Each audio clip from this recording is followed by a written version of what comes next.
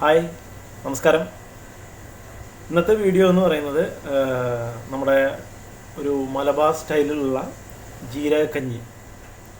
ഇത് നമ്മൾ ഉണ്ടാക്കുന്നത് മലബാർ സ്റ്റൈൽ, വളരെ സിമ്പിളായി വളരെ രുചികരമായ മലബാർ ജീരക കഞ്ഞി. അപ്പോൾ നമുക്ക് എന്തായാലും ആ വീഡിയോയിലേക്ക് പോകാം. അതുപോലെ തന്നെ ഞാൻ ഇപ്പോൾ എല്ലാ തവണയും പറയുന്ന പോലെ ചാനൽ സബ്സ്ക്രൈബ് ചെയ്യാത്തവർ സബ്സ്ക്രൈബ് ചെയ്യുക. സബ്സ്ക്രൈബ് ചെയ്തവർ വീണ്ടും ചെയ്യുമ്പോൾ അത് ബുദ്ധിമുട്ടാവും. അപ്പോൾ അത് കാരണം സബ്സ്ക്രൈബ് ചെയ്തവർ ഇനി വീണ്ടും ചെയ്യേണ്ട, സബ്സ്ക്രൈബ് ചെയ്യാത്തവർ വീണ്ടും ചെയ്യുക. അതുപോലെ ബെല്ലൈക്കൺ എനേബിൾ ചെയ്യുക. ബെല്ലൈക്കനോട് ചേർന്നിട്ട് തന്നെ ഓൾ ബട്ടണും കൂടി പ്രസ് ചെയ്യുക. അപ്പോൾ നമുക്ക് ജീരക കഞ്ഞി ഉണ്ടാക്കാം. ഓക്കെ, പോവല്ലേ? നമ്മൾ കഞ്ഞി വയ്ക്കാനായിട്ട് എടുക്കുന്നത് ഒരു 375 ഗ്രാം മട്ട പൊടിയരിയാണ്.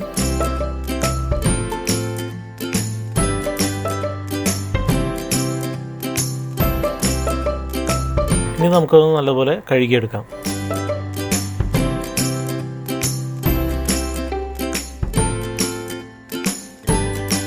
ഇനി നമുക്ക് പാകത്തിന് വെള്ളം ചേർത്ത് അരി ഒന്ന് വേവിച്ചെടുക്കാം.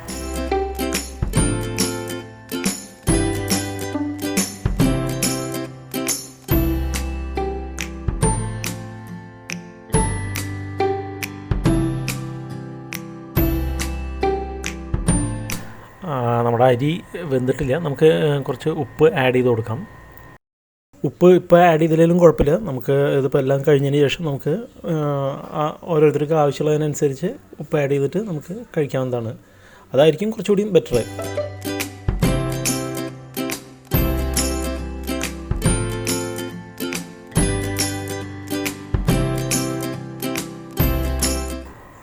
നമ്മുടെ കഞ്ഞി റെഡിയായി കഴിഞ്ഞു. ഇനി നമുക്ക് ഇതിലേക്ക് ആഡ് ചെയ്യാനുള്ള നാളികേരം, ജീരകം, ചെറിയ ഉള്ളി. ഇനി നമുക്കിതൊന്ന് മിക്സിയിൽ അരച്ചെടുക്കാം.